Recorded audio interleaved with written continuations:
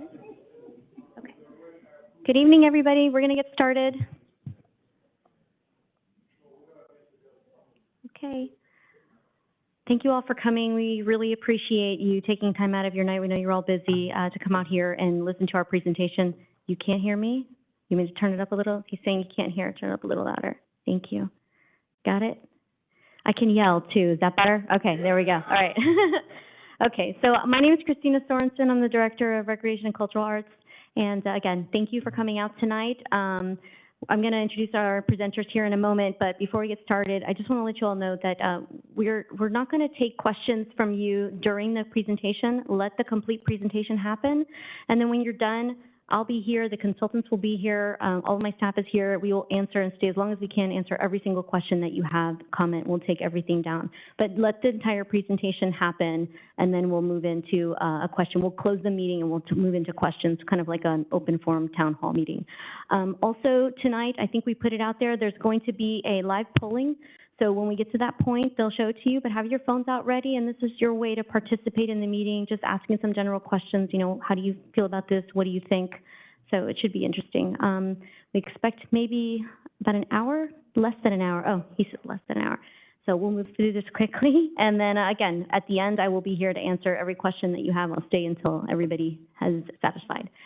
So with that, we're going to get started. I'll introduce our consultants, our Bermelo, Ahamil and Associates, and this is, they'll introduce themselves. I'll let them do that. And then again, I'll see you all when we're done. So go ahead. Thank you, Christina.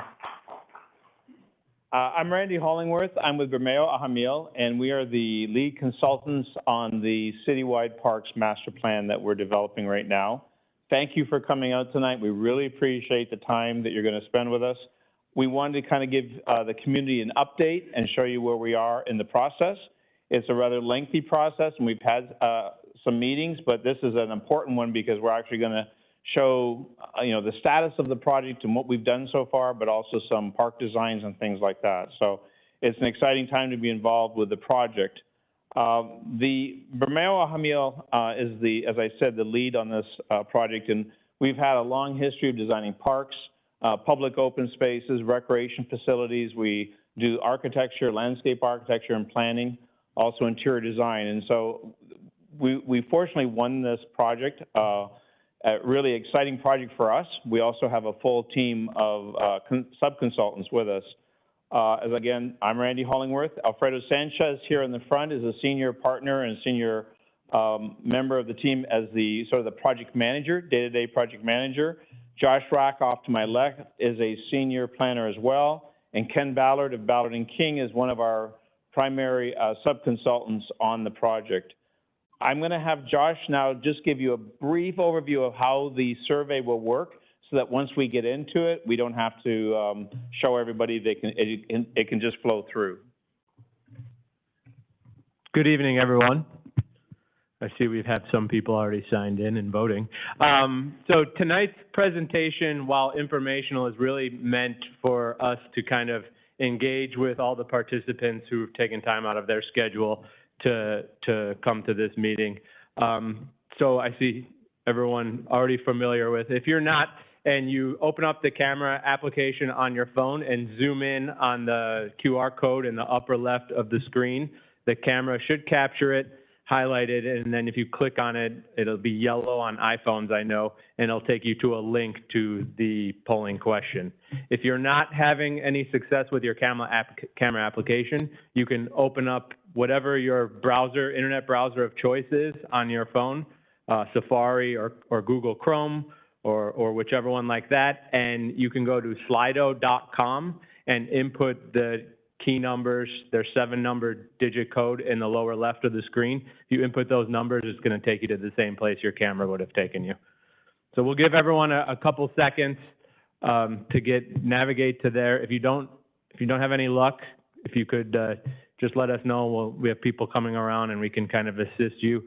In the meantime, for those of you who are in the polling question, the first question is meant to be an icebreaker. Get everyone familiar with the software and the types of questions we're going to be asking and engaging the audience with. So have you ever visited a Pembroke Pines park, recreation, or cultural arts facility in the last 6 months? and your options are in a multiple choice fashion, yes, no, or for those who are secretive, prefer not to say.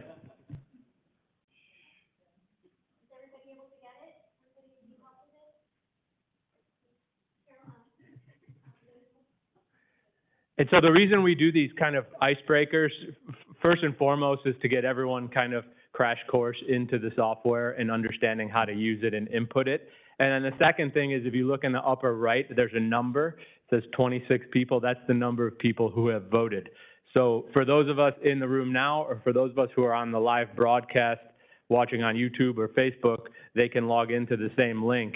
And then we have an idea of how long to leave the poll open before we move on to the next slide.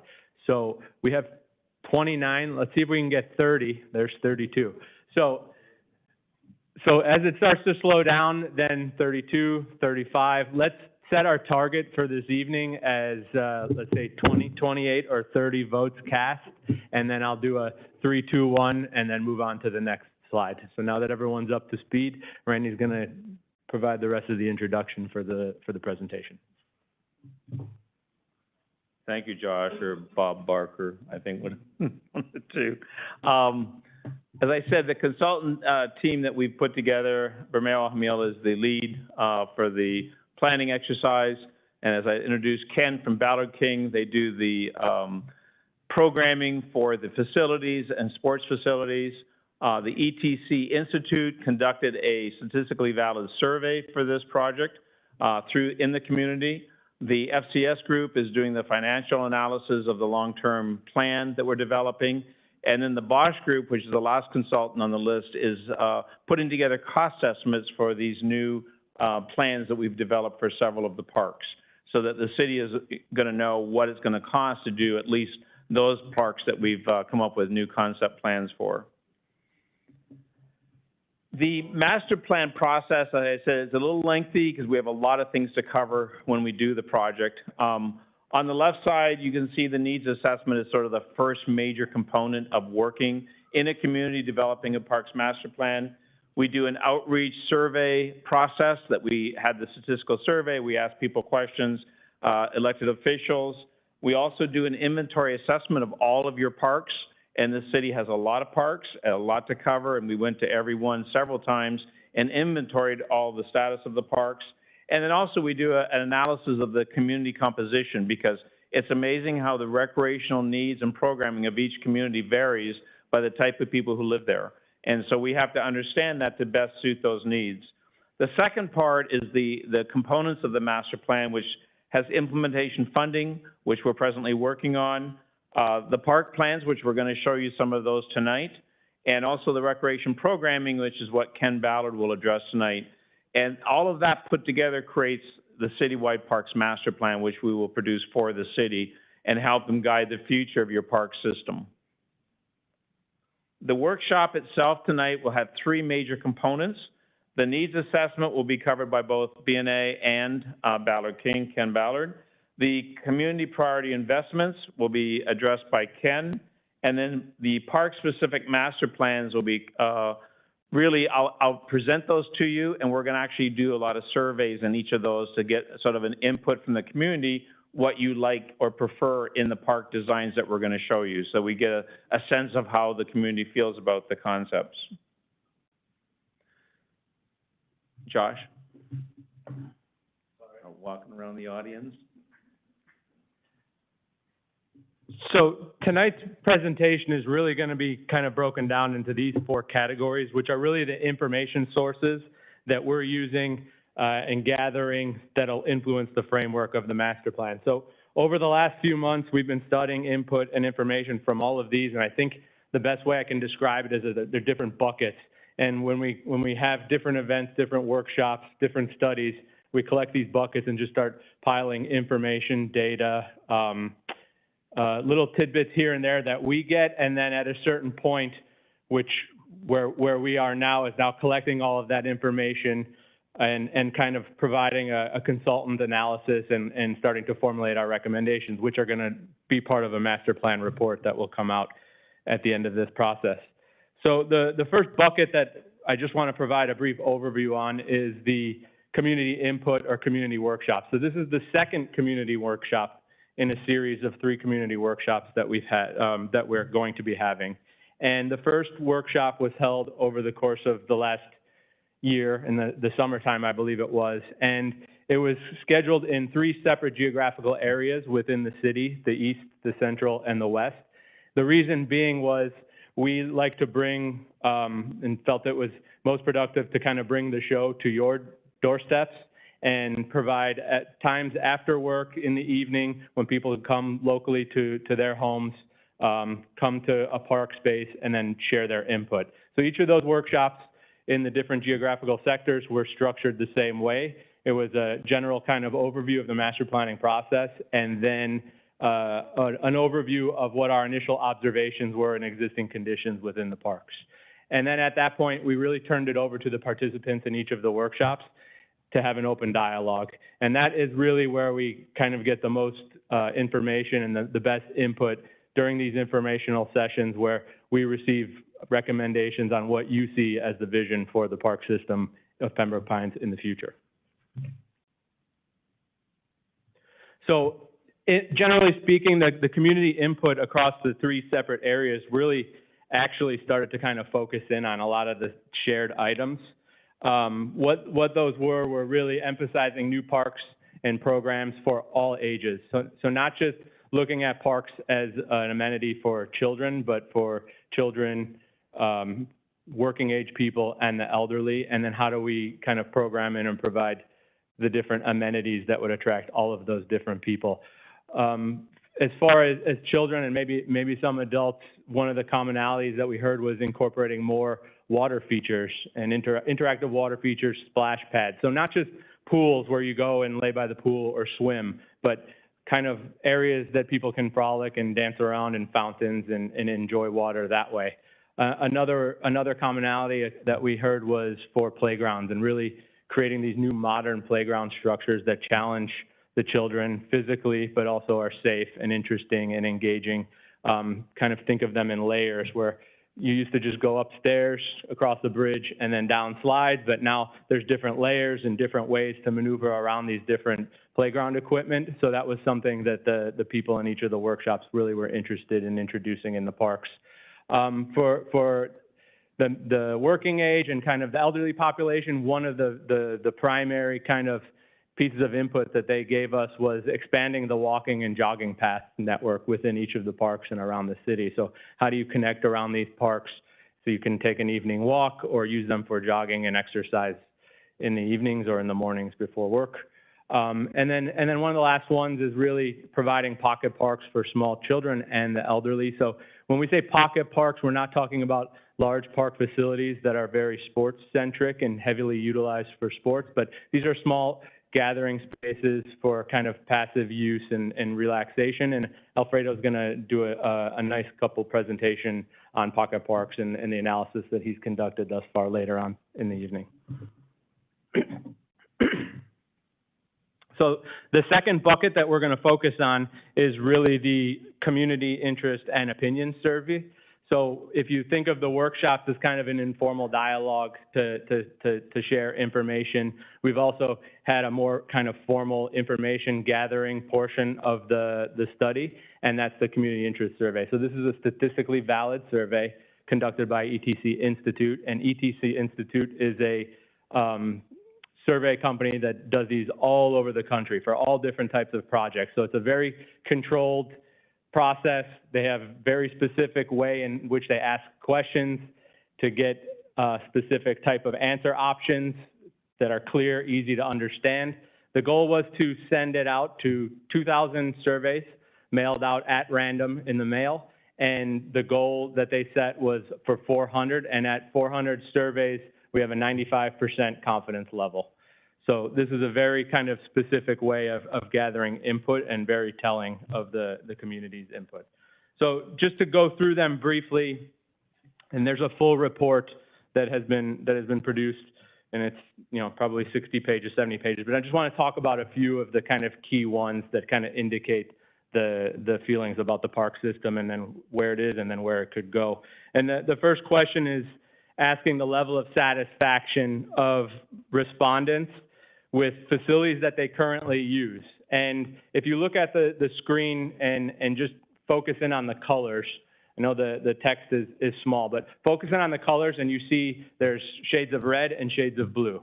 So the shades of blue are levels of satisfaction. Light blue is satisfied and dark blue is very satisfied. And then the pink or light red is dissatisfied and very dissatisfied. And so just by looking at the screen, when you ask what's the level of satisfaction with the current amenities that you use within the system, you can see there's an overwhelming amount of blue in comparison to the red. So in general terms, the people that use the facilities and amenities in the city of Pembroke Pines are satisfied with them at the moment.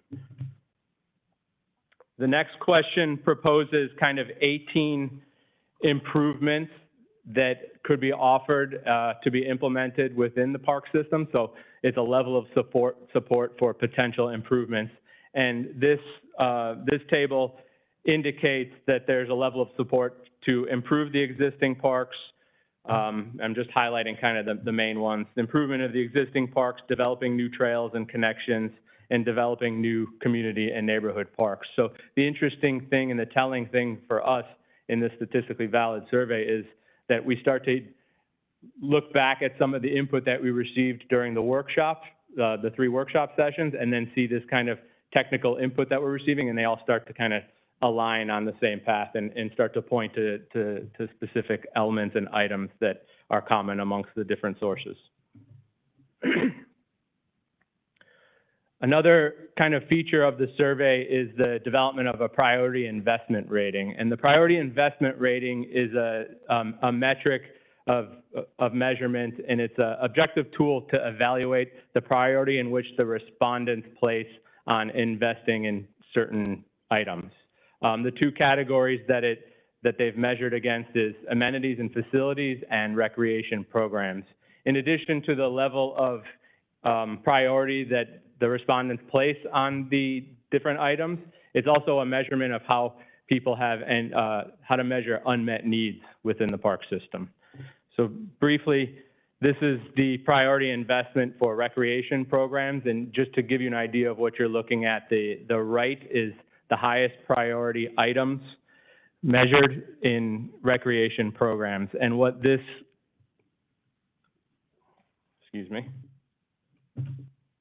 So what this graph really tells us, that the kind of the top highest priority ones indicates an emphasis on health and wellness, family programs, sports, senior activities, and outdoor recreation. So sports or recreation programs kind of drive facilities and amenities. And so when we take a look at the priority investment rating for facilities and amenities, the highest ranking selections were pedestrian path connectivity, smaller neighborhood parks, and community rec centers. Again, you take a look at the survey and then the input that we received from the workshop, and we're starting to see some common themes coming through. Just to give you a quick 30,000-foot level summary of the surveys, as we kind of looked at the initial question. So respondents are generally satisfied with the facilities and amenities that they're currently using within the community.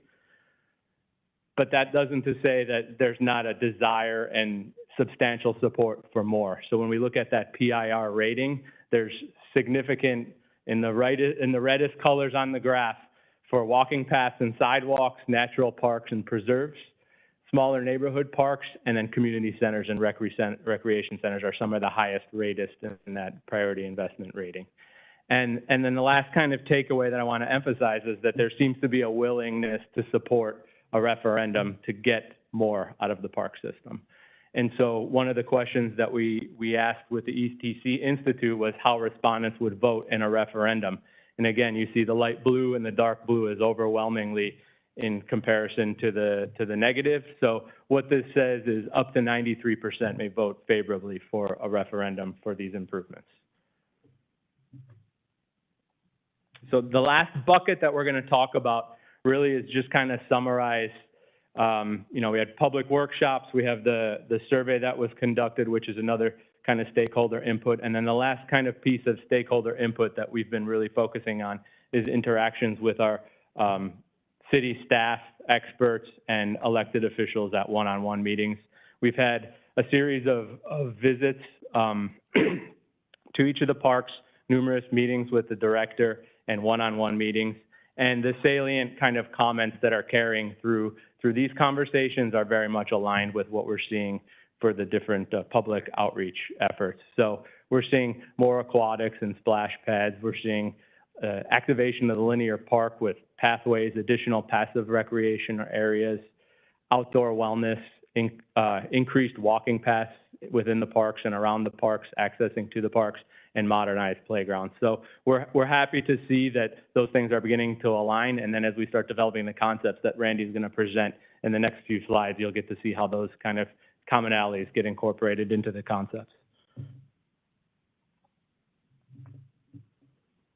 So with that said, you know, I've presented these 4 different buckets, and if you picture 4 buckets at the yellow arrows, then we take them and we dump them all into the bucket at number 4, and then now it's time for us as a consultants to take that, analyze what we're learning from these different buckets, and then make formal recommendations as part of the Parks Master Plan document.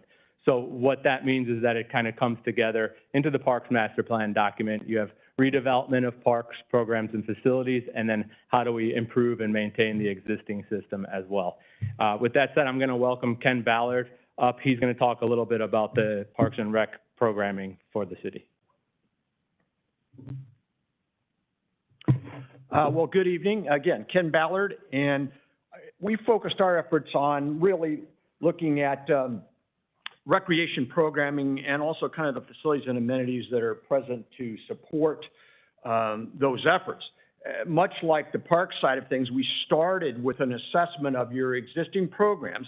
We looked not only with recreation and cultural arts, but also looked at community services, which is really the provider within the city for senior programming needs. We were making sure we were covering all the different aspects that the city is involved with in terms of providing not only recreation programs, but services to seniors as well. We certainly looked at the community needs assessment aspect. We'll talk a little bit about what we got out of the survey, part of that again, and drill down a little bit more. And then certainly out of this then came the recommendations that we'll talk about here in a minute. So when we kind of look at the current assessment, we started to break it down into different areas. On the left side are kind of the common classifications of recreation programs into different categories that we see kind of nationally. It's not exact for every community, but it kind of, as an industry, covers the general program areas that are present. So we looked at your programming in each of those categories in black on the left side. We then said, okay, where is the city or your contract providers, and the city provides directly some programs by city staff. You have contracts with different organizations and agencies within the community that also provide programs. And within the city itself, there's, again, recreation programs. Cultural arts is a major focus for the city and for recreation and cultural arts. Therefore, cultural arts being kind of held out is a really heavy area of emphasis. And then community services, once again, which is really senior services that we're talking about. So we have identified where there's programming that's available in those different categories by the different types of programs. So you see kind of a patchwork, if you will, of different programs that are currently being offered. So there, you know, there's certainly a strong emphasis when we look across all of those different 4 areas of available programming. There's a few exceptions, things like we don't have a lot of areas where we're having youth programs beyond camp programs. We don't see a lot of outdoor recreation, and that by that we mean organized recreation programming that really is outdoor based, and by that we mean things that are involving water or even land bases, things like hiking and kayaking and canoeing and those types of things, or outdoor education type functions. So it's not just being outside, it's programming that really supports that aspect of that doesn't fit into those other categories. And also in teens, we don't see a lot of programming in those areas as well.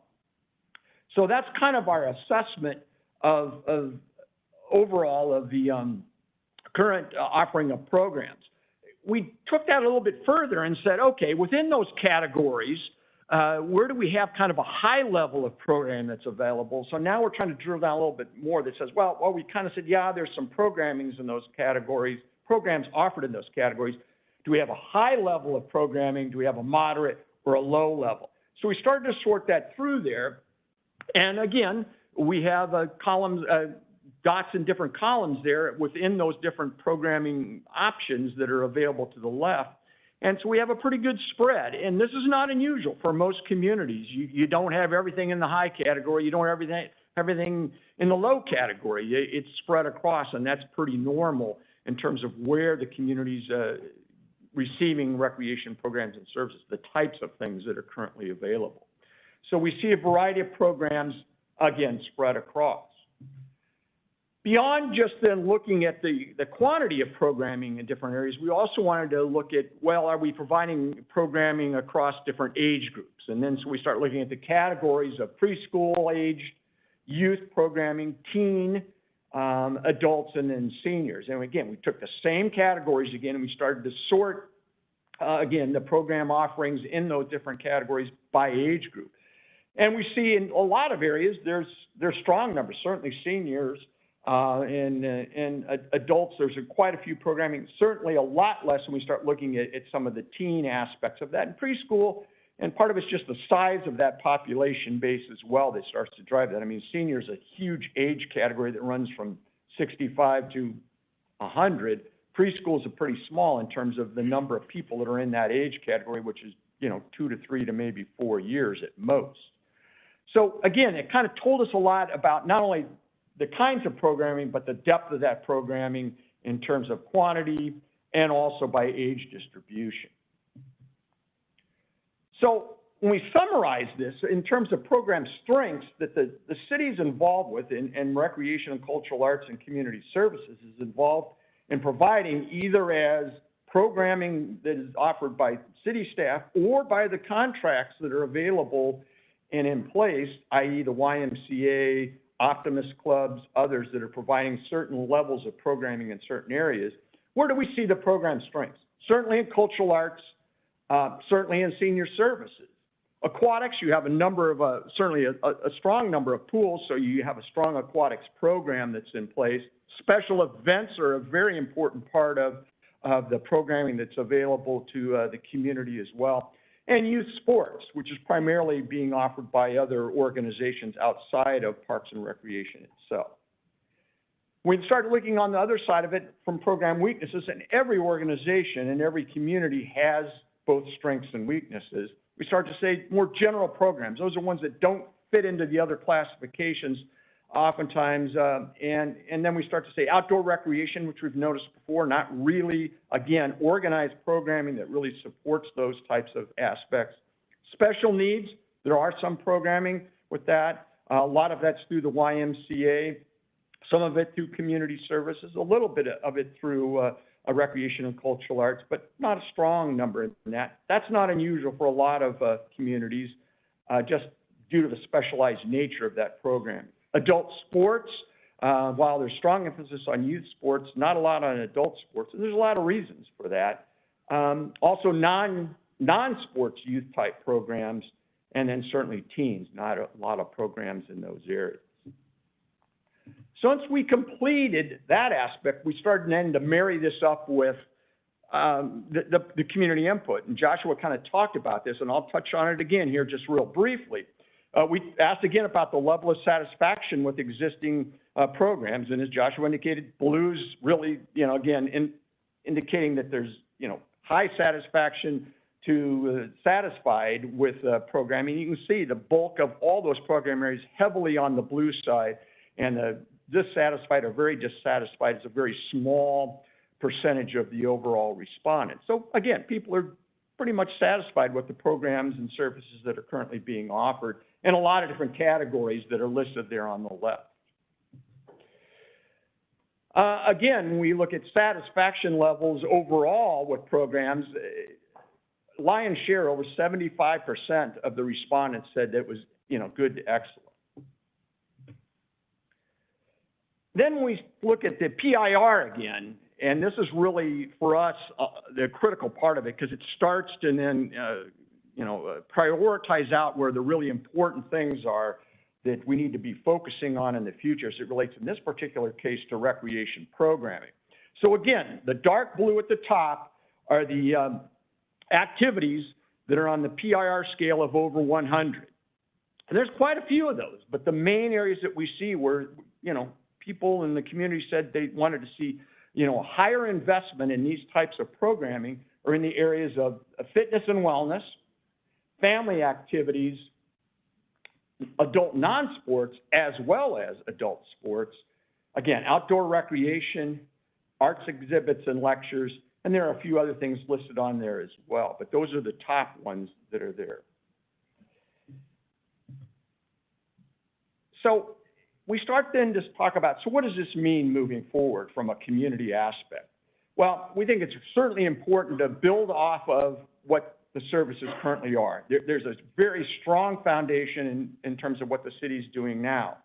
It's also realization in this day and age, there is no way that a city agency can provide all the recreation programs and services that are being desired in the community. It's just nearly impossible with the breadth and magnitude of those programming levels. So communities have to pick where they're going to spend their time and effort, work with other providers, other contract providers, or even be a referral for certain activities to get that broad base of needs for all the different programmings that we were talking about earlier. So where do we see the city's role moving forward? Well, we see it continuing to be in the existing areas. There's a strong investment in that.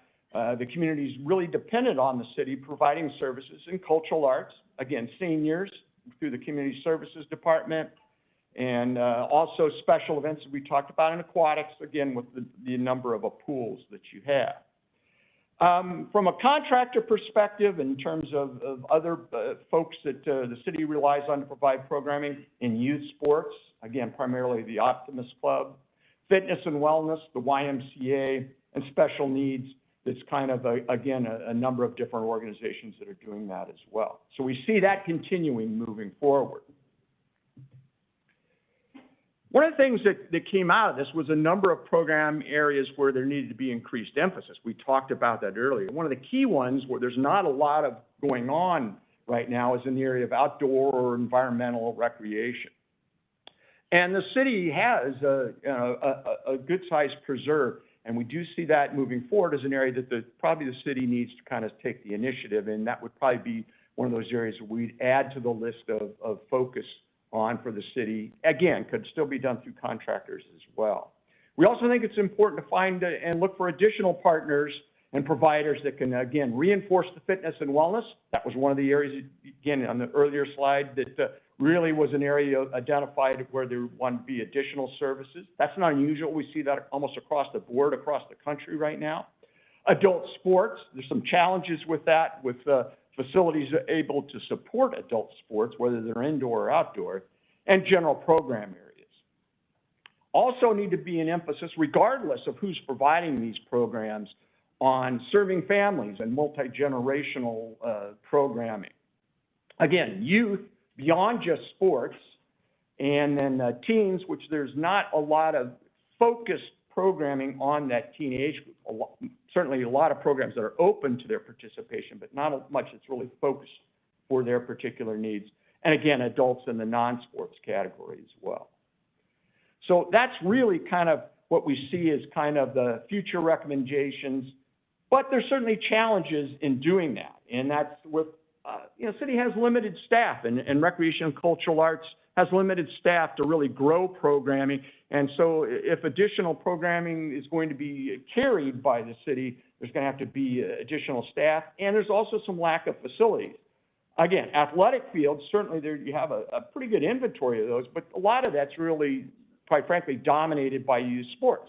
That's not unusual, but that makes it tough to really start adult programs that are field-based without the availability of fields currently. Fitness and wellness, there's certainly a level of that you can do in the parks, in certain just general areas, but a lot of fitness and wellness in this day and age requires some specialized equipment or facilities to accommodate, and that's a little bit tough. Outdoor recreation, you have the basics, but sometimes you need outdoor classroom space, outdoor places for programming to occur. So while you have the amenity in terms of a large preserve, being able to utilize that requires some, not a huge investment, but places that you can actually take advantage of that. And all of this ultimately, in some way, shape, or form, requires some additional funding to bring on. And so moving forward, one of the things that's going to be important for the city is establishing a program plan, which is part of what we're working on now. So how do we do the things that we've talked about this evening? It certainly is going to require additional partnerships with other providers and contract providers that are in the community right now, and certainly increased resources in some way, shape, or form to do some of this as well. So then I'll turn it back over to Randy. Thank you, Ken. What you see up here is a map of the city, and it's very important for us when we take developing a citywide parks master plan is to understand the community, the structure of the community. You can see here we've shown the major roadways, north, south, east, west, the highways that cut through the center of the community, the turnpike, and you can see all the little green dots, which I believe the total number is 37 parks, around there. I think I haven't counted everyone. You can see all of the parks in the green, and it's very important because as we look at how they're distributed across the community, where the focus of public open space is, that all plays into developing the citywide parks master plan. We've taken the city itself because of its length and the sort of the linear nature of the city and divided it into 3 sections. We have the western, central, and eastern. That way we could address sort of in a smaller sort of field the actual parks and the development of the programs in those different areas. And you can see here, these are all the highlights of the actual physical parks in Pembroke Pines. And the next slide is going to show you the kind of the sphere of influence those parks have based on the types of amenities they have and the distance of which people come to those facilities, some more than others. The large yellow circles obviously attract a much wider group of people to them as opposed to the smaller blue circles. And then the very small red circles, they tend to be more your very small pocket parks that really just attract the local neighborhood to the park. But it helps us see, for example, here you can see the area of the city that isn't really covered by that sphere of influence, and that there's a need possibly to add additional recreation facilities that help to provide easy access for all residents to public parks in the city.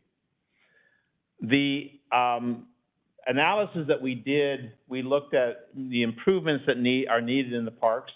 And generally, citywide, there were a number of improvements that we thought should probably occur at most parks at various levels. Each park is different. And I'm going to go through those quickly. One of them was modernizing the playgrounds. That was something we heard from a lot of people, that they wanted the playgrounds updated to the new sort of approach that we have towards playgrounds, which is quite different than it was 10, 15 years ago, and how children are stimulated in playgrounds.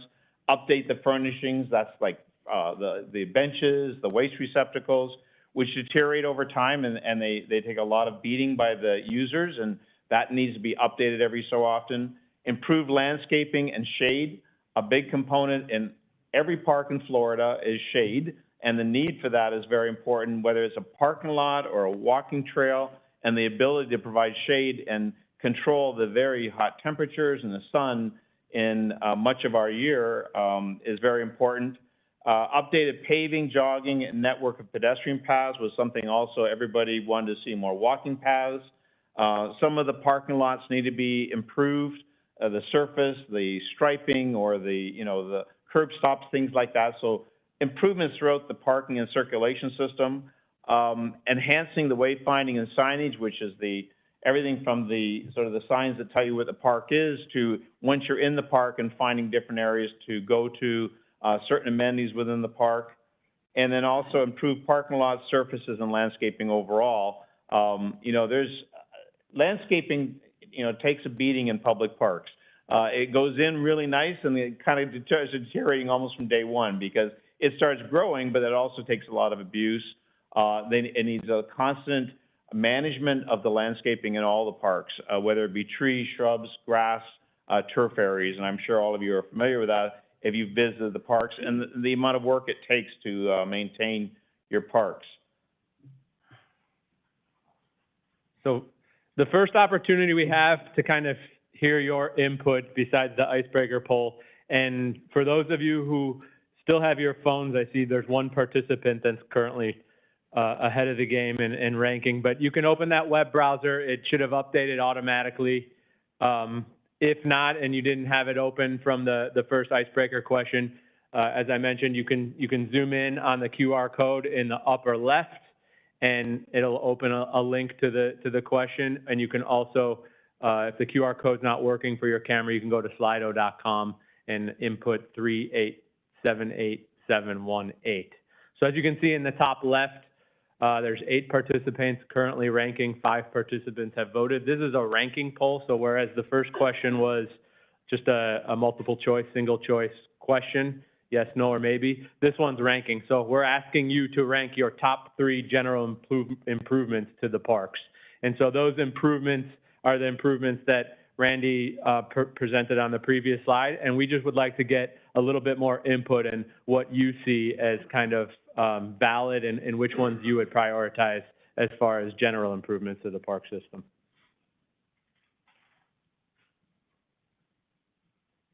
And so we have 26 votes, 28 votes. I think we set the target between 30 and 35. So once we get closer to 35, I think there's still 4 people ranking. If we get to 35, then we'll give it a 10 count and we'll move on to the next slide. There's 36.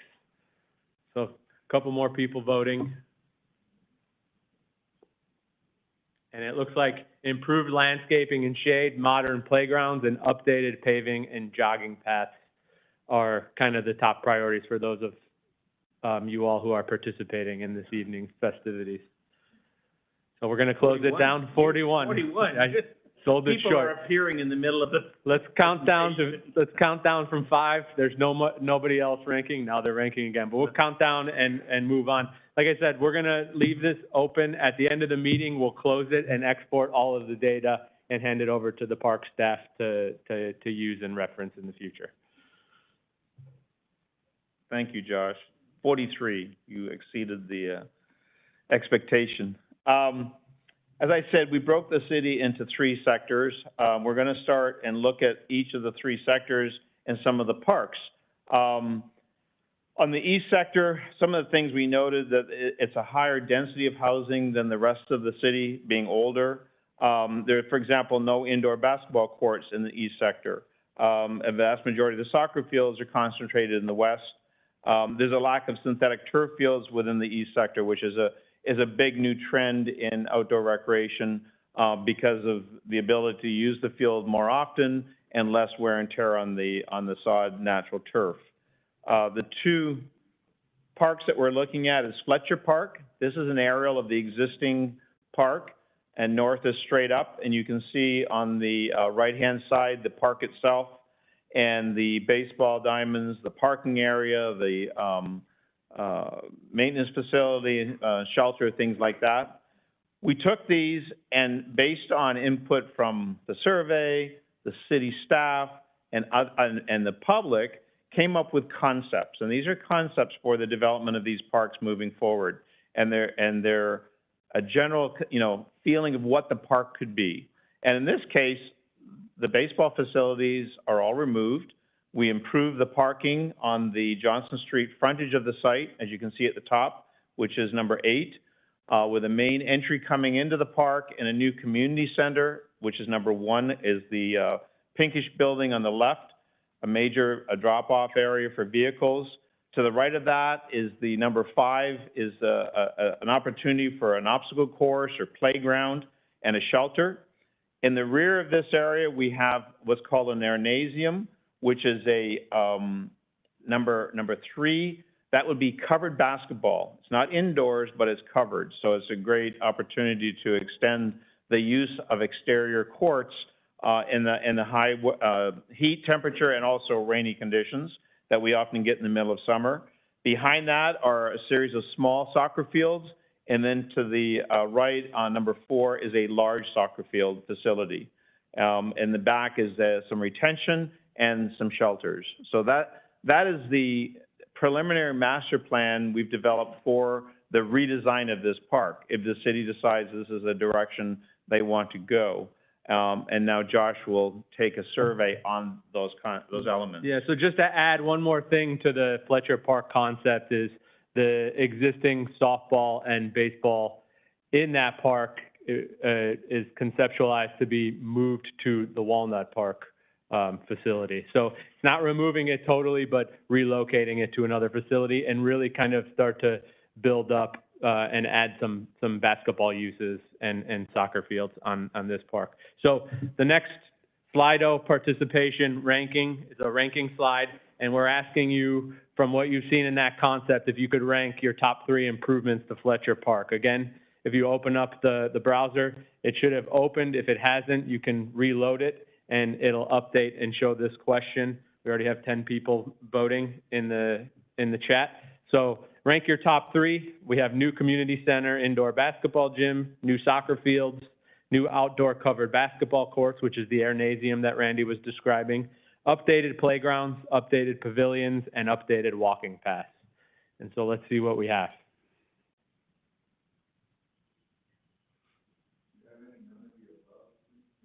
None of the above. None of the above.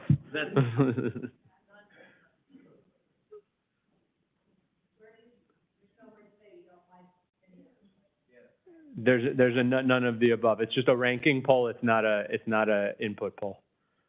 So it's just ranking the 3 that are the options that are proposed.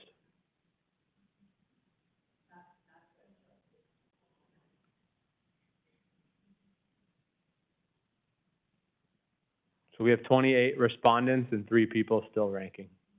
29, let's give it to 35, and then we will move on to the next park.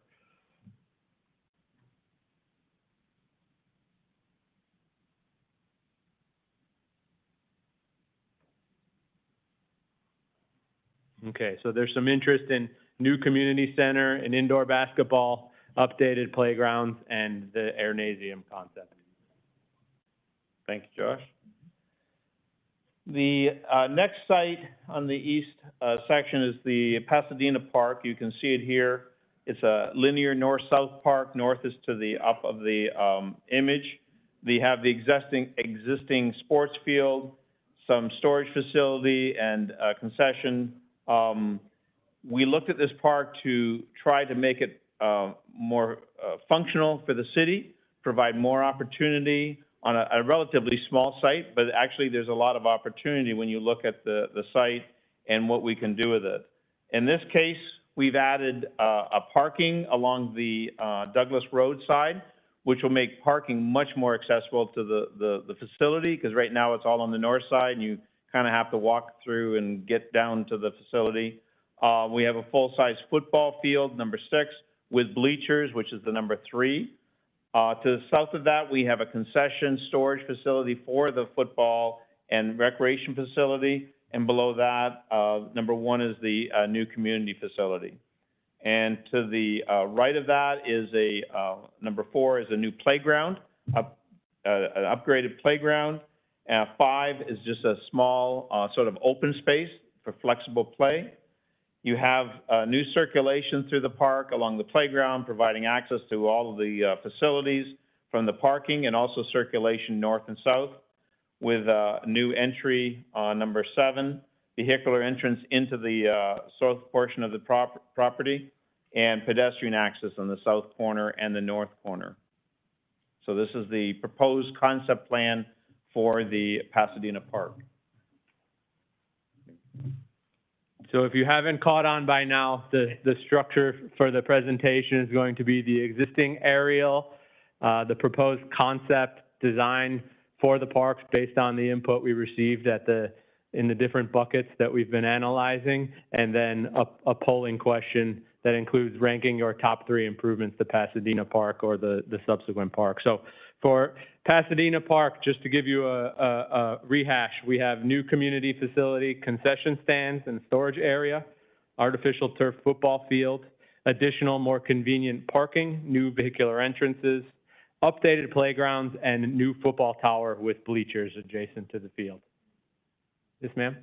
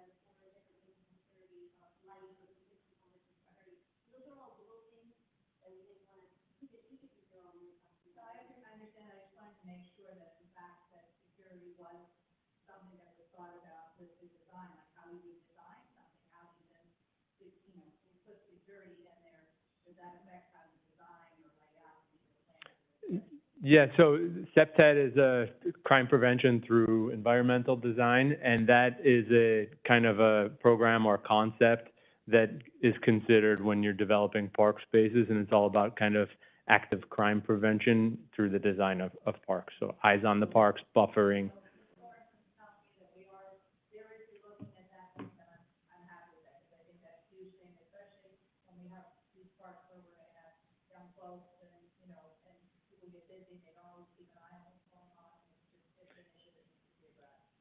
Yeah, and you're right. The design often is a function of that. For example, opening up visibility into a park is very important. Providing access is very important. When you, for example, add that parking lot on the side, you've now opened the entire park to police surveillance. They can drive through now. They don't have to, just drive on the road and go, oh, well, there's someone in the park. So all of those different components really enhance the security because the parks have to be safe or people won't use them. And everything, all the concepts we develop are always based on trying to do those different types of things and add more people, more eyes in the park, all those kinds of things. And fencing will come as part of the design of any one of the parks, depending on what level needs to be done in what area. For example, playgrounds for security for kids and things like that. So that's. No, we're not, but. Yeah. So we'll go to the next one, but I urge for those exact type of questions, we're going to hang around after tonight's program, and we're glad to talk further about all of those topics. 37, four slackers from the last one, but we'll try and get better on the next one. Next park is also in the east sector, the Cinnamon Place Park. It's actually a beautiful site and located on Poinciana Drive on West Pembroke Road. We looked at a number of the issues that this site has had for access and visibility. And one of the primary ideas was to change the entrance and access from the park from the neighborhood out onto Poinciana Drive, which will do a lot for providing better access to the park from a major roadway and not cutting through the neighborhood to get in there and creating sort of this isolated parking area in the park itself. We provided retention areas for the park for drainage. Number 6 is a focal point of the park, which would be a large interactive water feature for children. And there's also a walking trail with exercise stations around the park with major vehicular entrance from Poinciana Drive, and also there's still access from the neighborhood. We don't want to cut access off for people walking to the park and things like that because that's very important. The more encouragement we can have of biking and pedestrian access is much better. We do show exercise stations on this walking path around the park for people to get exercise and increased tree canopy to provide shade on the walking areas.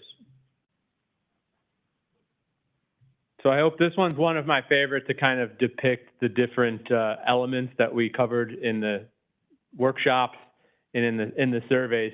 This one almost shows all of the most popular ones or the greatest hits all in one park and gives us an opportunity to introduce many of those requests as we get into the design. So Please, if you would, another ranking poll. Rank your top 3 improvements to Cinnamon Place Park from what you've seen in the concept. That's improved walking paths, the interactive water feature splash pad, relocated parking lot to Poinciana Drive, the new park entrance off West Pembroke Road, new entry signage and placemaking, and new landscaping in shade and shadow.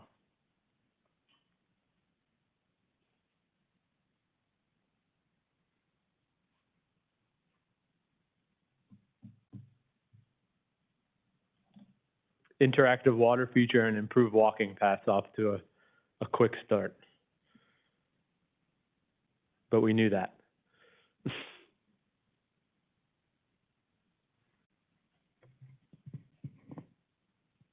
still have eight participants, now 5 participants ranking, going up to 26. We're getting close to 30.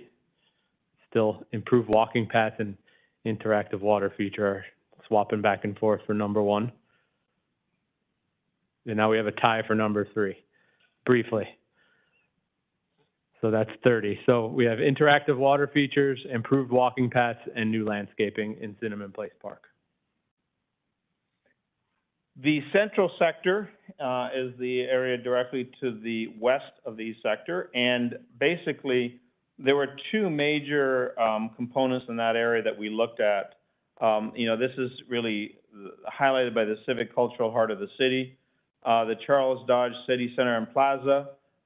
This is a major community focal point for hosting community events. There seems to be presently now, there's kind of a disconnect between the plaza and the adjacent open space along the canal. Then also the Memorial Park we looked at, it seems to be somewhat under program. An incredible opportunity on that site for where it's located, adjacent to the City Hall and the arts. Its prominence is understated given the significant meaning of the components in the park, the memorial, and things like that. So what we did was we looked at the Charles Dodge City Center, which is the building that we're, the area that we're in tonight, which has the plaza on the north side of the building and the large green space. And the concept here was to try to create a more powerful public open space that wasn't divided down the middle with a roadway. So we actually took the road, and that blue line is a realignment of the road by the City Hall and creating a gigantic public open space and plaza, redesigning the plaza to make it more functional for the types of events the city wants to hold, and extend out into the open lawn area to the north. So there'd be a new circulation system through here. In addition, changing the drop-off and circulation on the west side of the building. And obviously, tree canopy will be very important, enhancing the visibility to the canal and what that is, it's a great amenity along there for this new sort of civic open space for the city center. So of the improvements that are proposed as part of the Charles F. Dodge City Center concept, rank your top 3, please. They would be the new roadway configuration, redesigned plaza space, and kind of connecting and extending out that unified open space now. The plaza extension, like I said, for additional programming and upgraded landscaping. So the thought process is now they're kind of separate, the plaza space with the area along the canal. And so just by shifting the roadway, now you provide the opportunity to connect that plaza space and open space and event space with that expansive kind of green area that's currently to the north here along the canal. It'd be perfect for food truck rallies and farmers markets, so on and so forth. So the rankings are open. We already have 31. I think everyone's caught the hang of tonight's presentation. And the top ranking is redesigned plaza, number 2, extending for additional programming, and then the new roadway configuration seems to be pretty popular. The second area was the Memorial Park directly to the west. This seems to be a somewhat underutilized, but a great opportunity for developing a public open space. The facilities that are there are very important to the community, the memorial. There's very good parking, which for most cases, we don't always have that fortunate design component in the project. We have to bring in parking to facilitate the users, but in this case, we had them.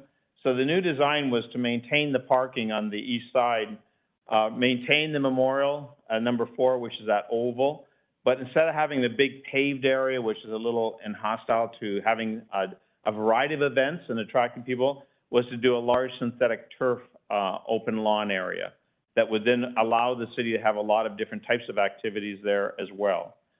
In addition, directly south of that is a large interactive water feature directly on the adjacent to the parking area for ease of access. And below that, number 10 is the relocated and expanded playground, which is just north of there now. We wanted to sort of reactivate the park and make it much more dynamic. On the west side, we have restroom facilities, which we need for any type of interactive water feature. We also have an open play area to the west of that, and you can see various landscape improvements around the park as well to increase the tree canopy and provide shaded areas. New entry features at the 2 driveway entrances into the park from City Center Way and Washington Street, and of course, improving pedestrian connections, especially across over to the municipal center on the site we're here.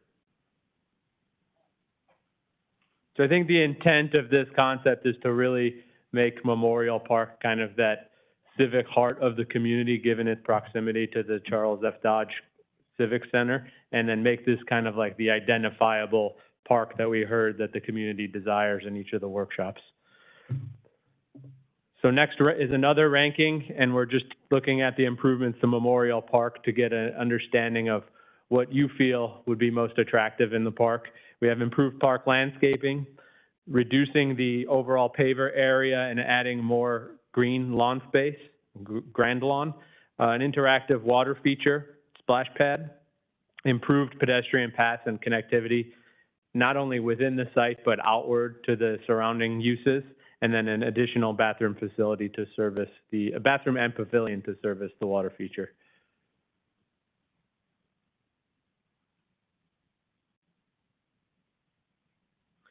I must say, this is one of the most respectful rooms that we've ever presented these polls in, because typically everyone starts suggesting, pig races and casinos, and then everyone starts laughing, and then everyone's in an uproar, and we have to calm everyone down. So thank you very much, and I know there's a lot of attention being paid to your votes. So thank you.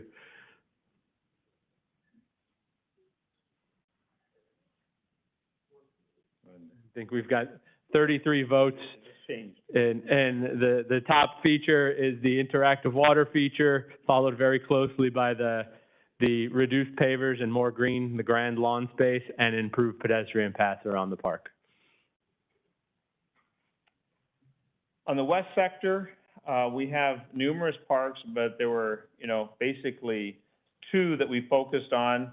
The Chapel Trail Nature Preserve is a huge opportunity, 460 acres, the second largest natural preserve in South Florida. It's an underutilized natural asset that may meet some of the community's facility needs, provide educational opportunities, and generate revenue for the city if you develop it in the right way. It ranks very highly in the PIR survey that we did. And secondly, the Rose G. Price Park, that was really a strong support for expansion of the special needs population, recreation and programming, and also address demand for emerging recreation uses such as pickleball.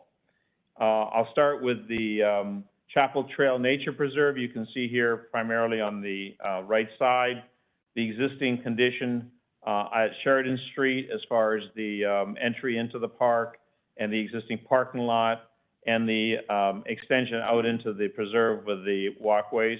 What we're recommending here is an improved parking lot. It could use some shade canopy and entry feature from Sheridan Street, and then placing a new nature-themed community facility in the area directly south of the parking lot as an entry gateway into the preserve. We think this could be done really well, environmentally sensitive, and create an amenity for the city that you don't have anywhere else. Also, renovated boardwalks and pathways, and also educational programming along that pathway for environmental education, things like that. in the preserve itself. So I think this park concept really kind of keys in on the survey results that we received, where there was proposed or kind of a lack of nature programming within the city. So this would kind of fill that need for the community. So if you would be so kind to please rank your top 3 improvements to the Chapel Trail Nature Preserve. And we have new nature-themed community facilities, renovated boardwalks, educational programming, upgraded landscaping and wayfinding, and expanded upgraded parking improvements within the park.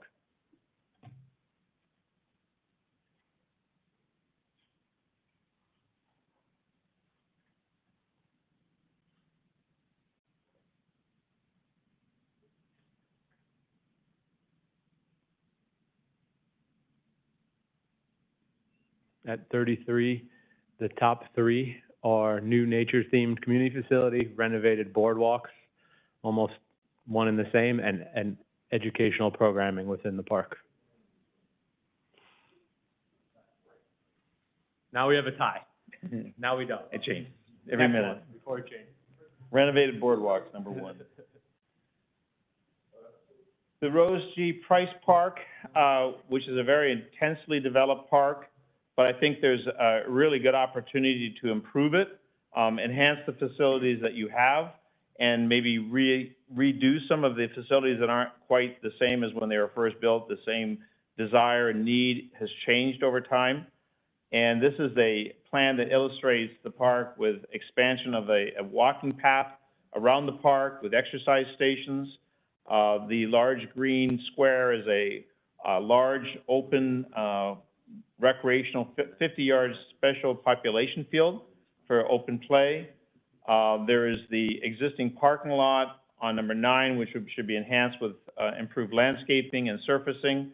We have the number 1 to the right of that, which is the community hall and some renovations that need to be taking place in the community center. Number 2 is the bathroom renovation, the existing restroom there. Up in the northeast corner, we've actually removed some facilities there and replaced it with a pickleball set of courts with a shelter that provides a good opportunity for a new trend in recreation, which is the playing of pickleball in public parks has become very, very popular. So combined with all these different components with your existing facilities, the tennis courts, the basketball, and the ball field will mainly make it a dramatic park. So of the Rose G. Price Park proposed concept, we ask again to rank your top 3, which would be from the list of renovation of the community center hall and restrooms, new pickleball courts, artificial turf for special population activities, and that's a 50-yard field, new exercise stations, improvements to the parking lot, and improved walking paths with exercise stations in and around the park.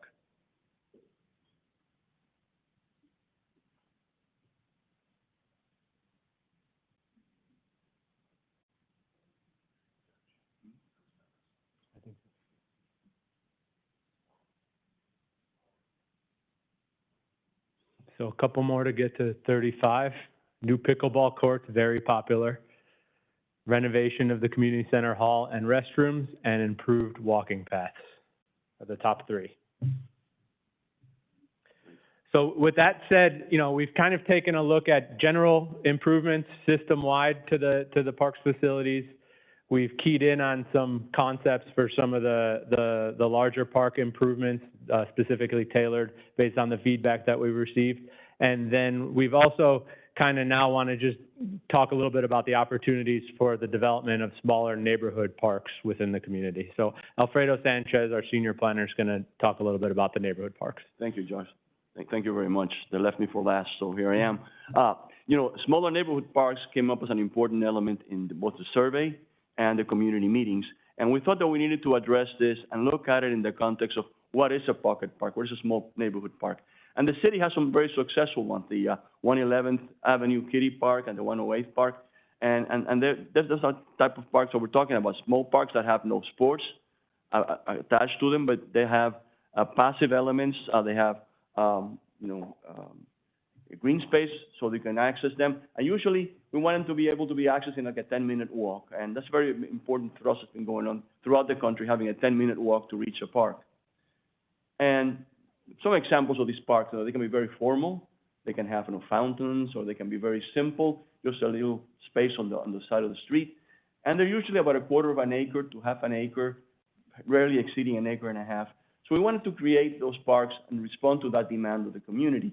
And we looked at the city and how is small parks distributed today around the city.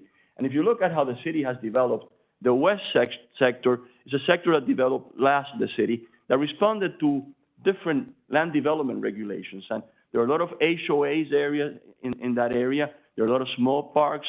There are a lot of walking areas. So the HOAs really took that emphasis and that thrust in creating these small neighborhood parks. So on the west, there's relatively, there's plenty of them, and there's really not a need to be able to provide those in that area. And we looked at the central part of the city. And there we have, of course, the Century Village that has its own park system internally. And we have some other HOA areas that provide the same type of small neighborhood parks, small pocket parks. And again, these have developed through times as urban development regulations have changed and required this type of little parks. And then we looked at the east, and there is the area that really has the most need for small neighborhood parks. Basically, looking at the areas that were the original sectors of the city and developing those, in the northeast and in the southwest to be able to provide those parks. And the question is, how do you create that in a city that is fully built out? And it's not very easy. It has to be a policy by the city, long-term, to acquire specific properties as they become available, because we don't want to use any type of government powers to obtain these parks. So have a policy, evaluate a policy that you can create to acquire single-family homes or sites that become available through time to create these parks and develop a policy to address that. So in essence, this is what the smaller neighborhood parks have to be addressed as for the east sector and as a policy to acquire additional properties as they become for sale, as they become available, and preferably corner properties that are easily accessible. So those are the neighborhood parks that we were talking at. And again, you can see the city, how the small parks are distributed, responding to land development regulation changes over time, and seeing how on the east side is where the area that has the least amount of them. So that's our recommendation for smaller neighborhood parks. And again, all the recommendations we have made come from the survey, come from the community meetings, and come from our understanding of the city and are working together with the Parks Department to identify properties and parks that can be improved to respond to those needs that were identified. And of course, this concludes the presentation. We want to talk about the next steps. What are the next steps in the process of the master plan? And first of all, we want to evaluate and incorporate any comments that come out of this meeting and incorporate them into the process. We're going to be developing an implementation plan. We have developed, are developing costs for all these improvements so they don't stand in a vacuum. You can see what they're going to be costing. We want to develop operations and maintenance plans for analysis and costs for specific parks that are going to be coming online. For example, what is it going to cost to maintain a recreation center, a nature center? And we want to develop a funding plan to be able to implement these over the long term. And we're not talking about, in the next 2 or 3 years. It's a 10, 12, 15, 20 year plan to be able to implement these projects. We'll come back with a draft master plan report to present to the community and the elected officials and the group, and then we'll present to council this draft plan, and we'll do a final presentation to the council for adoption. And that's where we're in the next steps. So with that being said, I'm going to turn it over to you, Josh. Yep. And thank you. One more poll, one more homework assignment. So this is relatively kind of new software or methods that we've been using and then the city's considering using for future meetings. And one of the things we always like to ask or take away is a simple yes, no maybe no comment. Do you think live polling is an effective way of attracting more participation in public workshops in the future? So we would love to hear your input from our perspective, and I'm sure the city would find this very valuable as well.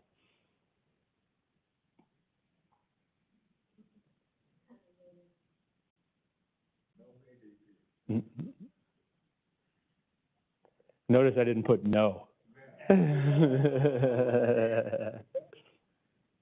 So that's 32. So thank you very much for everyone's patience. Thank you for participating and being good sports. We hope you enjoyed or found the information helpful. And as Christina said, we'll be around to answer any specific questions moving forward.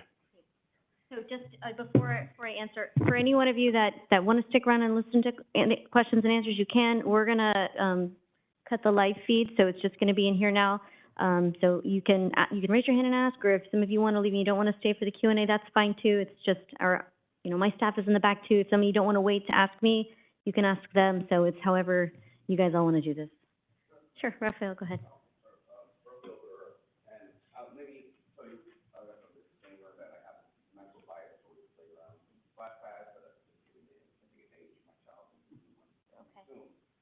One of the things that I would love to see in this presentation, in this finality, would be the amount of time that it'll take to renovate and to build what it is that we're trying to do.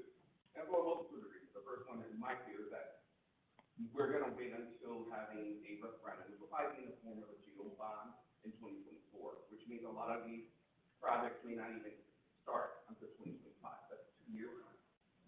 That's 2 more summers of heat, and the summers are getting longer. That's 2 more summers or 2 more years of our playgrounds deteriorating to the point that do I think my kid is tetanus shot? I need a tetanus shot. And in the meantime, the city has money in its coffers. As I checked, about $167 million that we can spend. So if we have a presentation that says we can get it done, some of these projects in 12 months, but there's the political will to push it to the GO, which is the second part of the reason why I want to be is accountability. 2024, mayor is the mayor race. What I don't want is some candidates starting to use this proposal as their pearl park and to try to get the voters behind them, when in reality, and ironically, they are the same people who have been around for the deterioration of a park. And in this case, the playground, that's number 2 of the overall dissatisfaction. So there's accountability. I want to be able to hold some of these candidates accountable for our park getting to where they are now, and not them jumping on the bandwagon and say, yeah, let's fix the park. Right. What were you for the last 2 years? The second thing, the comparison to our neighbors goes back to accountability. When I go there, Plantation, Sunrise, Hollywood, they all have splash pads. They have 1, yeah. Yeah, we have 0. We're on par. We're better than these things. We don't even get 0. It makes absolute sense that I'm not going to put these parks as a comes on par. Mm-hmm. So to me, this whole thing is about accountability.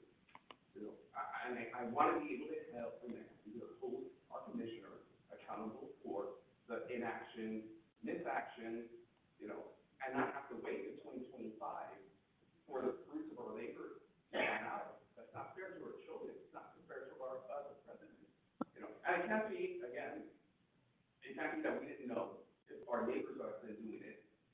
We haven't been paying attention. By my count, the census says that we've gotten 3,500 more kids since the last census. So, I mean, the numbers are there. Everything around it was showing us what we should have been going, and we haven't. So that's my only gripe with the presentation so far. Is I don't see the accountability being built in. And here comes the mayor election. I want the accountability. So I hear you. When it comes to your mention about, hold on 1 second, let me answer his question. When it comes to the accountability portion, they're not tasked with that. That's not their job. They're here to provide feedback based on input from results. But I do have good news for you. We did anticipate this master plan coming out, and I also knew that, and I was telling this to one of the other residents, it's going to come out, and the commission we're going to go back and forth, they're going to adopt a plan, and then we're going to have to figure out how we're going to fund it. We've already anticipated that we would have a master plan in place. We budgeted $1 million for park playground improvements for this year. So once the master plan comes out and identifies, basically saying all these playgrounds need to be upgraded, so we've already started working on that. We're actually on the agenda, you'll see next meeting, Maxwell Park is getting a brand new playground, finally. So, well, if it's approved. But, I hear you. We also have been funding everything through the general fund. So we could have spent $1 million to put in an interactive pad, but it could have resulted in increased taxes, because where am I getting that $1 million from? Ad valorem. A lot of those cities that you're talking about, some of them have already borrowed monies and had master plans done prior to, and those are the fruits of that labor. So are we behind in our master plan? Probably could have done it sooner, but the good news is we're doing it, we're working on it, and, you know, we should see some improvements very soon. So you're welcome. All right, ma'am, I'm sorry if you raised your hand and I missed you for a second, I don't know.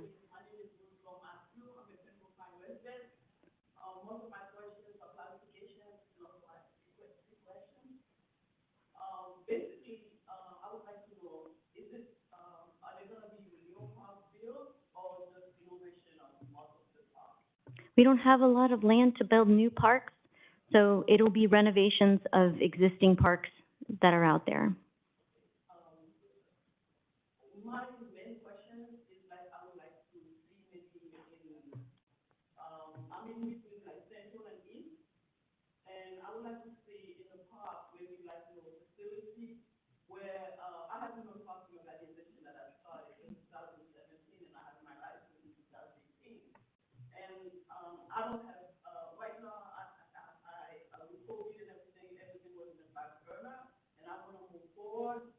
When we used to meet with the kids at the library, like, you know, they have like bingo, right. They have like, you know, chess every week. The room is being given back to the college. If you know, my son is growing up, he's 12. Right. They have activity at the school, like a dance or something, and that's it. But when they're in the neighborhood, they want to hang on, you know, on their friend's house, you know, there's nothing activity, there's nothing to do for them. Right. You know, like, I have ideas, I have people that want to work with me. Sometimes I have to drive in all the way to Sunrise for like a weekly check, which I think is very important to incorporate with the youth, because it's very good for them. The city only has something, I think once a year, you know, the chess tournament, but it's not something ongoing. And then, like, you know, one time I had this colleague, you know, give me facilities for, like, I was doing like a masquerade dance for the kids. It's way out west. I understand. It's not. Well, I have good news for you on that regard too. Many of you that live on the east side know that Pines Recreation has been closed for, I think we're going on 3, maybe 4. It's been a while. We finally got our leases approved at the airport, and coming here in the next month, we're going to be putting to the commission a plan to finally finish the renovation of that building. And so we will be opening that building back up to the public soon. We also have recently renovated the Village Community Center, which is out on 13th. Is it 13th? 13th, like as far east as you can go in Pembroke Pines. It's all the way on the edge. And that we're looking for programming for that facility too. So I know you've spoken with us before. Reach out to us again, and you know, we can have another discussion about it. I understand. Yeah. We're gonna get there.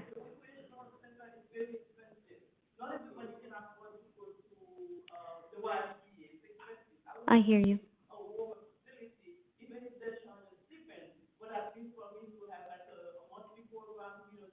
Yes, ma'am. Okay, we're gonna get there. Yep. Anybody else? Yes, ma'am.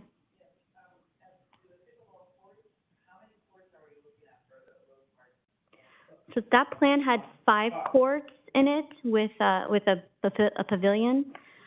But as I was explaining to her, and I was explaining to all of you, the plans that you saw here tonight were park specific because, as you saw, it was a renovation or a plan for the entire park. We are also talking about individual upgrades that are going to happen in parks. So maybe we didn't talk about it tonight because it's just one thing that's going to happen in that park, and I don't want to keep you guys here all night long. But we are talking about finding other spaces to put in pickleball or additional walking paths or interactive water features. You know, all of these different things that we're going to include, present to the commission, and then they can decide on, you know, how we're going to move forward.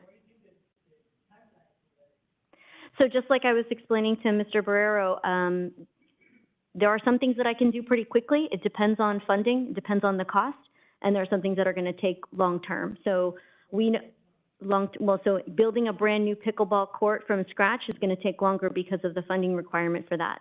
Whereas I don't have a good answer for you. No, it's not going to be years. It might, I would say hopefully within the year we can have some decisions on it. This master plan product we should be bringing to commission sometime in the next 3-4 months.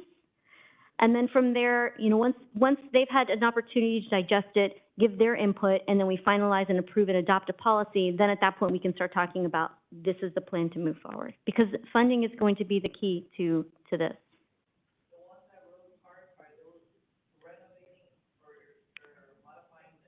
No, ma'am. They're new. Taking out the wash or paddle racquetball structure, Yeah. and you can fit 6 or 5 pickleball courts with a pavilion to sit and rest and watch. Right. No. So the good thing about those tennis courts are you can strike them for multiple games, and then you can use them as tennis courts, and you can also bring out the pickleball net if you strike overlays on the tennis court. So that would be another kind of creative way to expand pickleball because it'd be as popular as it used to be. Okay. Yes. Hold on. Yes, ma'am.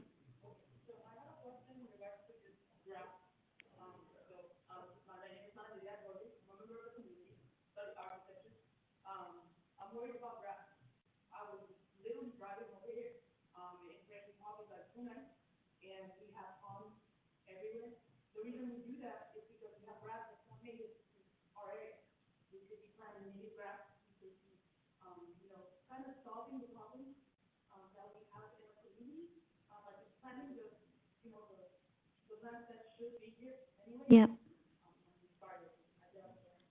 It's okay.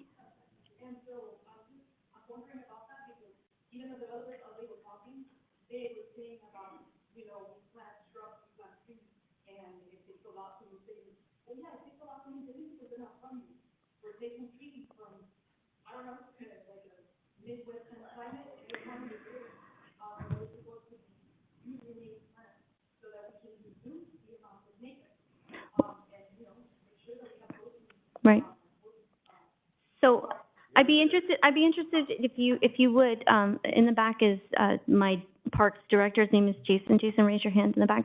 If you could get with him, we do have a policy, where we have a landscape policy in the city. It's a code, and we emphasize putting in native plants because of exactly what you're saying. So I'm curious to see where you're talking about. And the puddles, I agree, you know, sometimes it happens. It hasn't rained in such a long time. That was a lot of water we got over the weekend in a short period of time, and it took a while to soak it all up. So, yeah.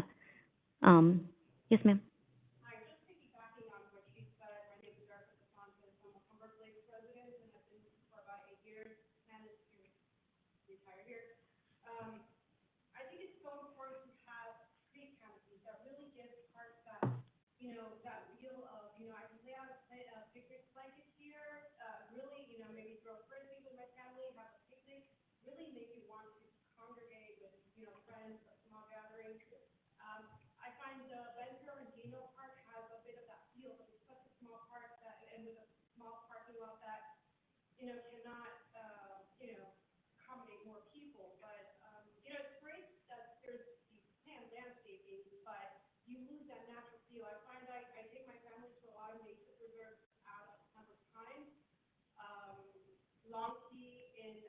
Yeah.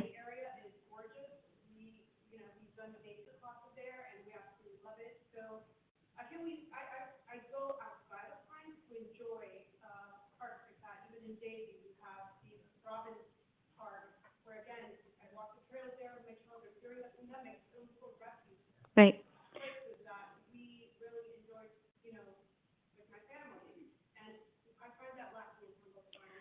I agree with you. That's a difficult one to overcome because, again, of the land space. So, correct. I mean, yeah. Yeah.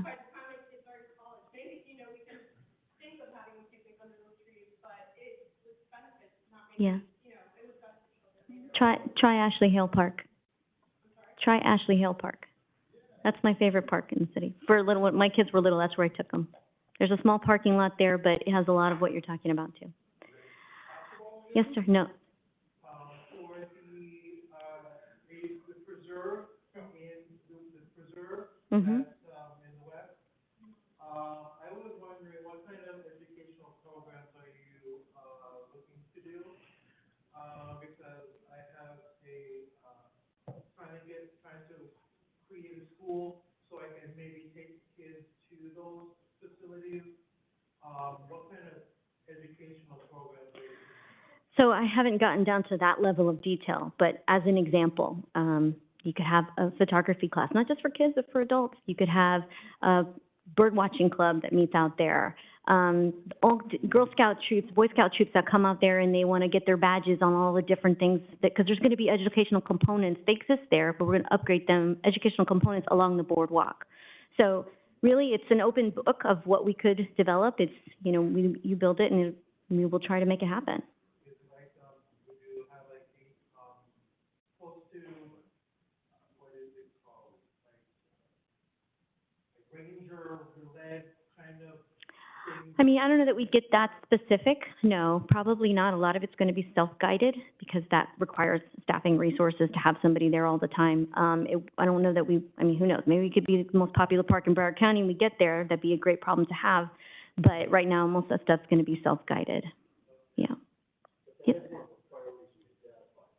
Yeah. Yep. To educate the children based on Yeah. the history of the park, Right. the history of the wildlife there, what kind of wildlife there is, plant life, different things. Yeah. We definitely identified it as an underutilized asset in our park system that we feel like. When I personally go there, all I see are these placards or signs and not a lot of educational things. Yeah.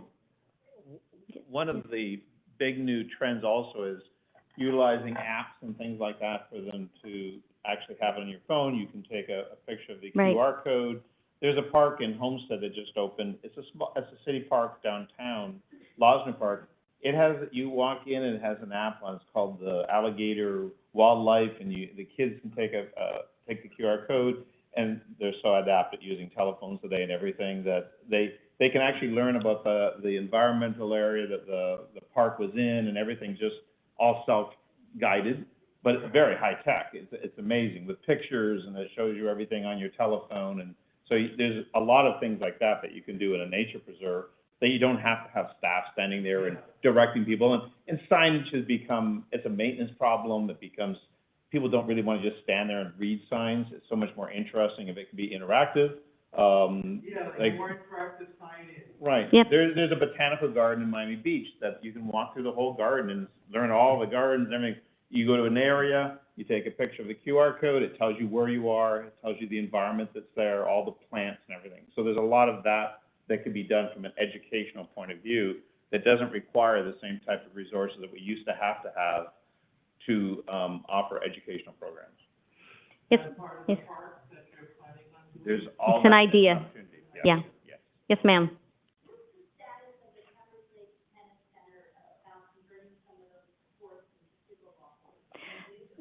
So right now, they're not converted. We have the tapes, the lines on there for them. So they're available to use as a pickleball court. I know that it's not the exact, I've learned recently that the net height is slightly different than a pickleball net, but it is there and available.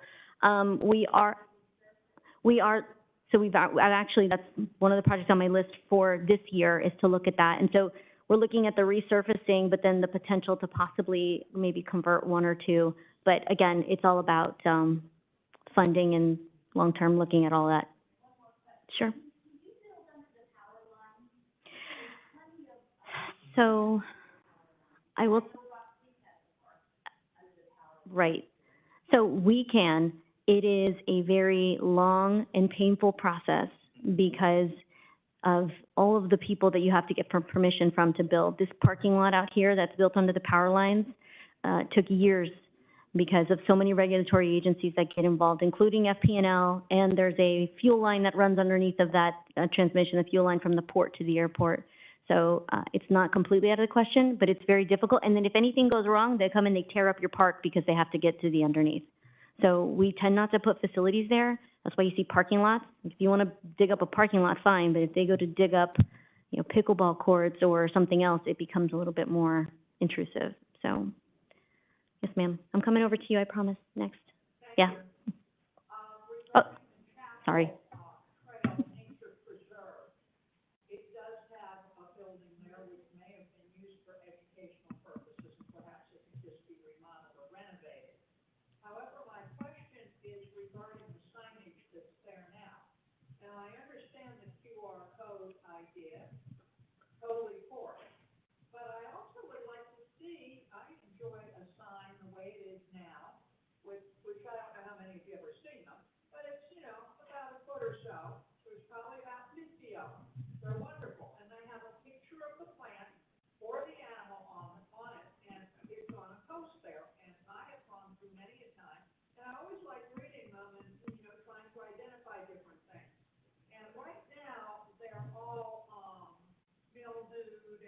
They need to be.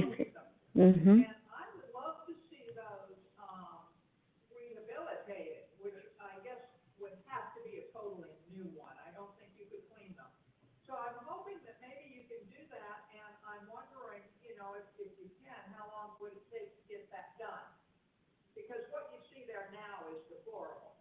Right. So that's part of what we're looking at with this whole plan is renovating that boardwalk to update those signs to not only what you're talking about, but the ability to introduce some technology in them. Maybe it's a QR code that you can scan in addition to being able to reading the text. So that's part of the plan. To answer your question about when, I mean, some things I can do a lot sooner than others, but it's going to, when we finalize this master plan, we'll be able to get a better idea of when we can implement some of these improvements. And to answer your question about the building, there was a trailer there. We actually tore it down 3 years ago because it's a trailer and it had reached its useful life and there was beyond repair. So the only building that's there now is, it houses some kayaks, but that's about it. It's not a community space that's out there anymore. There is another trailer out there. There's a police officer that lives on that facility as well. That's probably the police officer's home that you're looking at. Yeah, that's just a little storage room. It's not that big. There used to be one that was like a classroom, but that's not there anymore. Yes, ma'am, blue shirt, yes.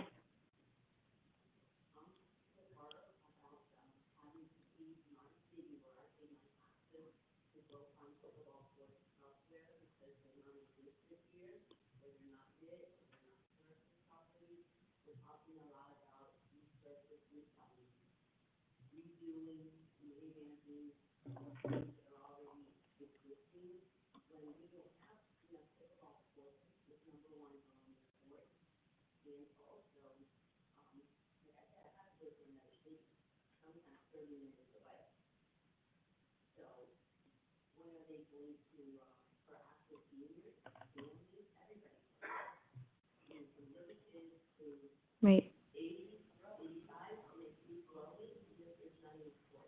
So I will be the first to admit here, and my commissioners are here, that I have not reacted quickly enough to this growing phenomenon. It really just caught me by surprise how quickly it has grown into television series now with the celebrities playing, and it completely caught me off guard. But with that said, I have been hearing and listening to a lot of you. I've gotten several emails and several phone calls, as have the commissioners, and it's something that we're looking at to address quicker. So as I said to the lady that was over here, I'm sorry, I don't remember her name, and we're going to look at that. It's going to be one of the first things we do. I don't have an answer for when. It has to do with funding and timing, but it's something that we're looking at, and it'll happen sooner than later. So I hear you, and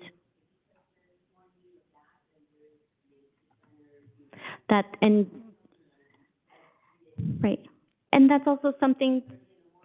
Yeah. A nature center will take time, years, to get to, from today to being built and open. A pickleball court is something that can turn around a lot faster. So.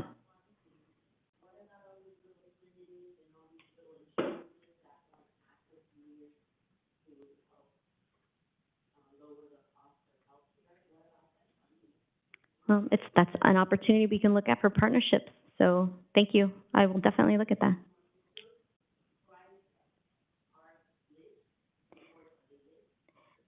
So what we propose there, it would be brand new. So we would look at possibly putting lighting over there. Well, they don't exist right now. No. Yeah. Yeah. Yes, sir.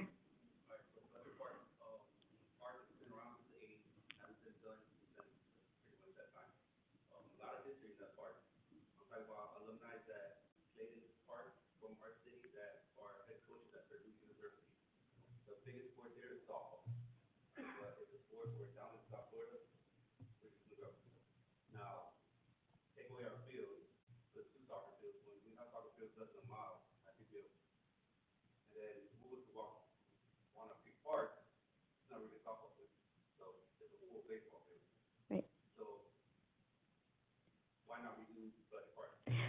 So I'm going to give you the Cliff Notes version, and I'll be happy to give you the long version when we get done.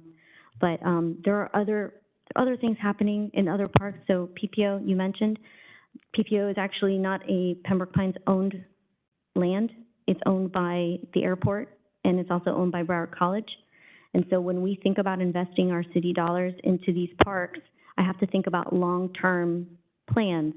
So right now I just got my lease, 10-year lease for the airport portion of that park, which is the northern part, the northern part that butts up against Pines Boulevard.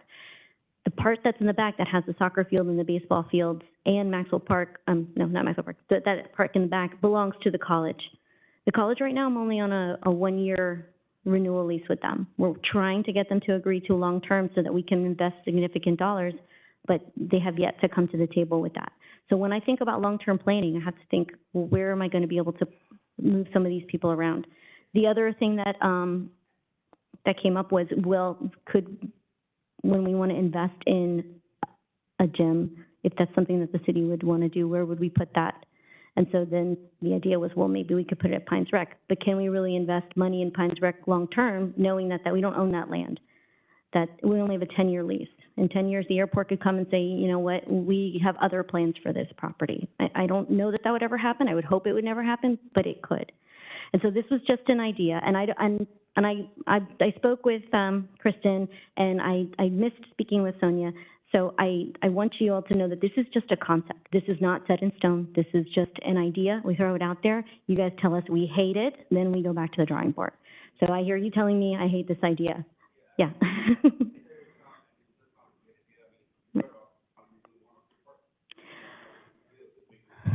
Right, again, it's a little bit of a different area because it's completely surrounded by houses. So whereas in Fletcher only has that one row, and then the rest of it is butts up against the water plant. If you can see the way we situated that redesign was more of the stuff happening towards the middle and not towards those homes. So that was the reason for that.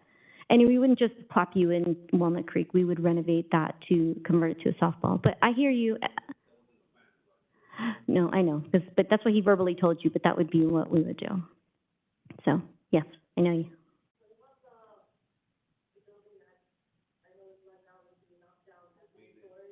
The PAL building. Right now we're using it for storage. Right, we don't have storage for a lot of things, so we've been using it for storage. It's not big enough to turn into a gym. It's, the inside is not big enough for that. So, and if we were gonna do anything, we'd tear it down and start over. It's not good enough to be able to put programs in there. We just use it for storage. You go ahead.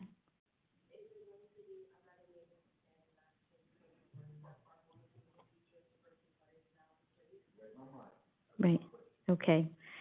So in terms of the scope of work of what they do, they're not going to speak on that, but I'd be happy to hear directly from you and from you, sir, too, what your concerns are so that I can address them directly. You know, we do have some issues with maintenance. A lot of times we've resolved them. And I hate to be reactive. If you tell me there's a problem and then I have to react to it, I try to be as proactive, and our staff does too, but sometimes we miss stuff. So I'm happy to hear what you have to say. But if you would just, you and I can talk when we get done. Let me get to the rest of them about the master plan. Yes, ma'am.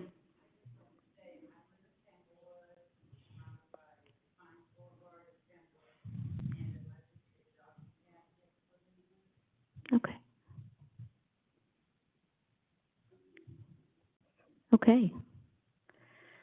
Anybody else have any more questions on the master plan itself? Yes, ma'am.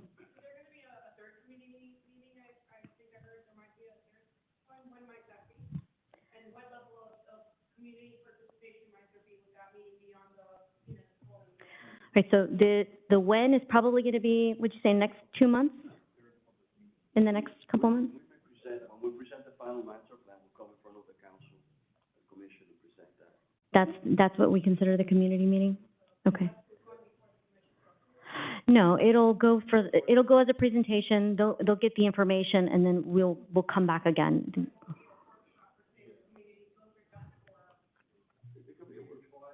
I think we'll talk about it. Yeah. Yeah, I think we can probably do something like that. I mean, it's going to be a lot of what you've seen here, but just we're going to take all the information we've gotten today, and then we're still waiting on Ken to finalize his plans with the recreational programming recommendations, and we'll have the funding component, some of the staffing components in there, so there will be some other elements in there. So, yeah, we'll do another workshop. I'll just say that now. We'll do another workshop. So did you all, just as a quick raise of hands, did you all receive this information via social media? Yes? In the mail, as in the newspaper? The newspaper, okay. Did anybody get it from the digital signs? No, okay. Yeah, probably on social media, okay. Anybody else have any questions? I will still stay if some of you have more questions you want to ask. I will be here until everybody leaves. If anyone? If not, thank you guys very much for coming. I appreciate your time.